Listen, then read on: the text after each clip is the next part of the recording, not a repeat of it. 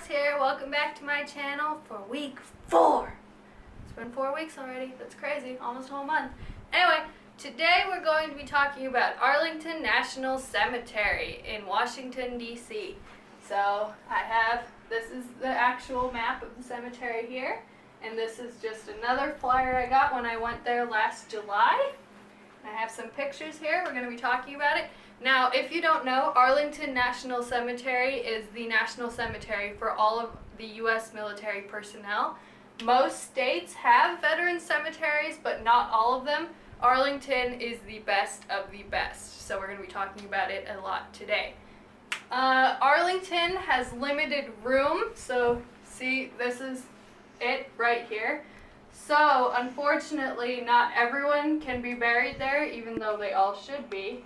So, one of the scandals that has been happening lately is there are some WACs, Women Army Corps veterans, who have wanted to be buried there, even just have their ashes laid there, and they have been told no. So, if you want to learn more about that, you certainly can.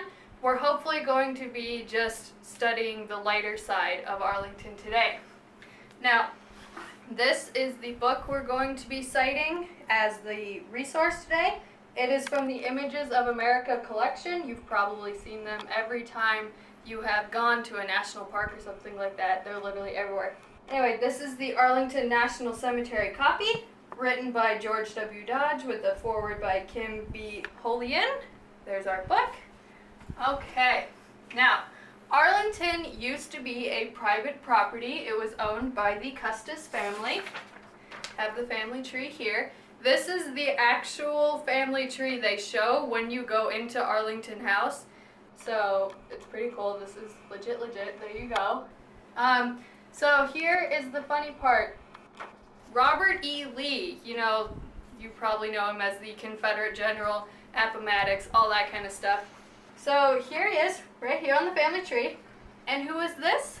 None other than George Washington, our nation's first president. Now, if you know true American history, you'll know Washington was the first president under the... Anyway, there was actually 7 or 8 presidents before Washington. Not important. Robert E. Lee he and Washington both married into the Custis family, which was very smart. The Custises were a very rich family. They owned Arlington, the property, and back in the 1860s, when the war between the states first broke out, Robert E. Lee left to join the Confederacy. He left Arlington behind.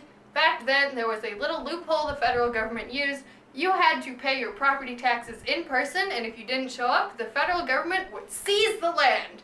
And Arlington National Cemetery was born, because guess what? Robert E. Lee was a little busy and couldn't come back to pay his taxes.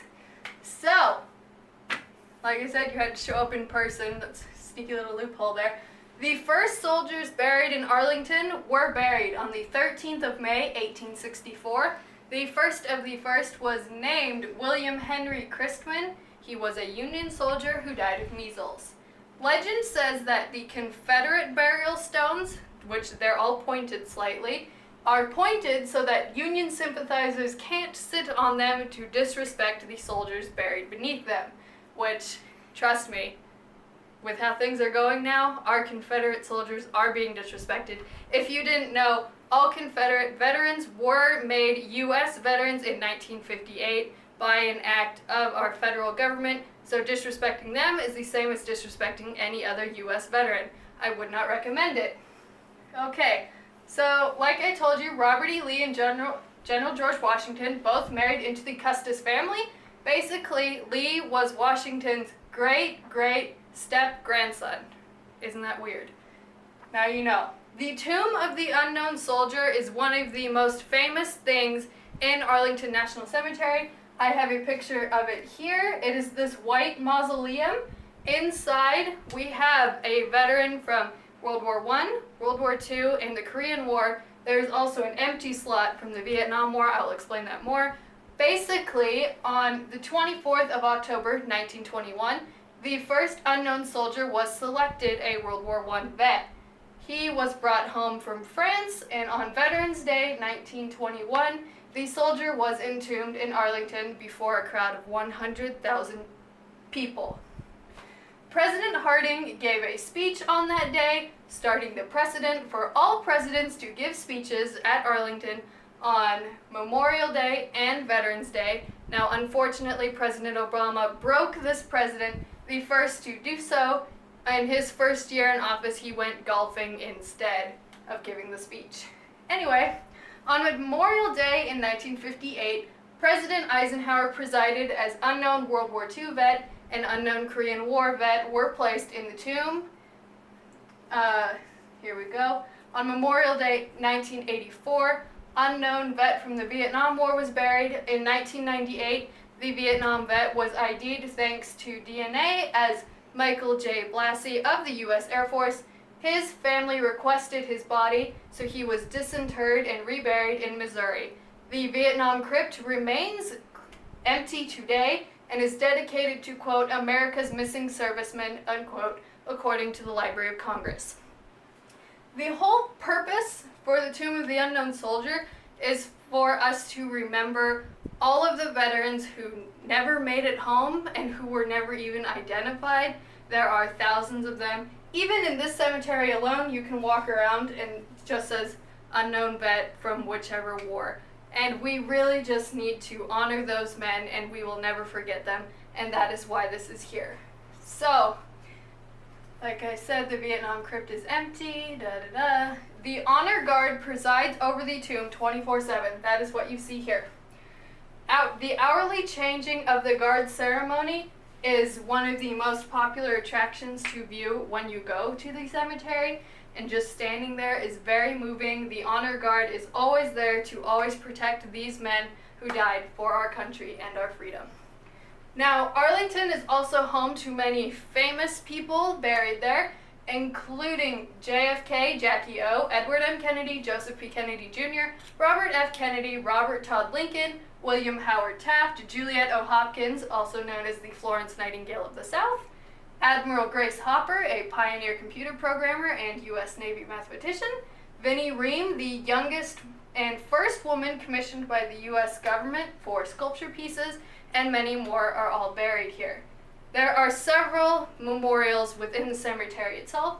A few you would probably like to see is the main ship exploded in Havana Harbor starting the Spanish-American War, the Monitor Memorial, I have pictured here, I took this picture myself, to honor the men who died in the sinking of the USS Monitor, the first ironclad commissioned by the U.S. government in the war between the states.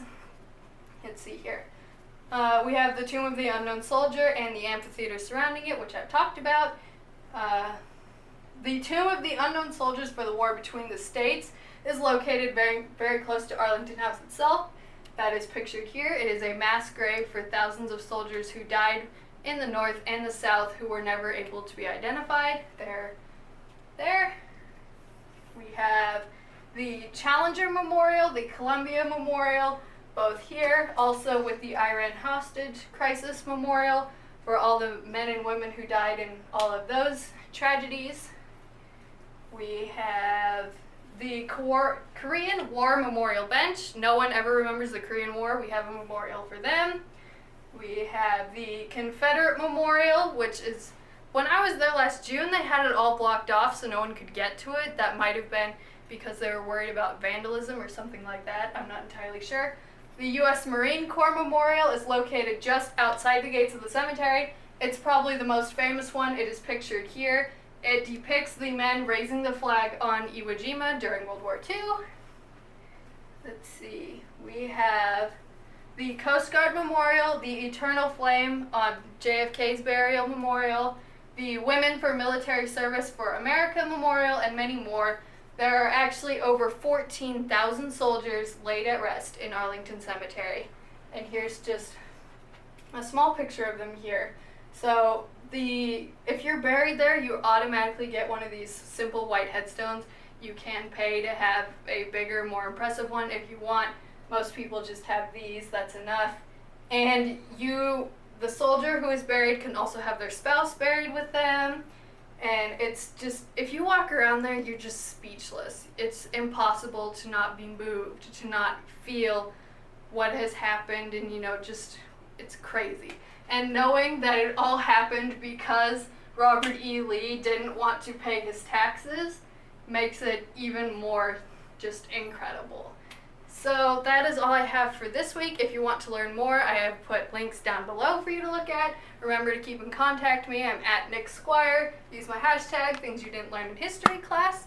And next week we will be doing, the topic will be the Egyptian-Hittite Peace Treaty, the first known peace treaty written in the world, because the world needs a little more peace right now. Alright, that's all for this week. I'm Alex. See you next week. Bye, guys.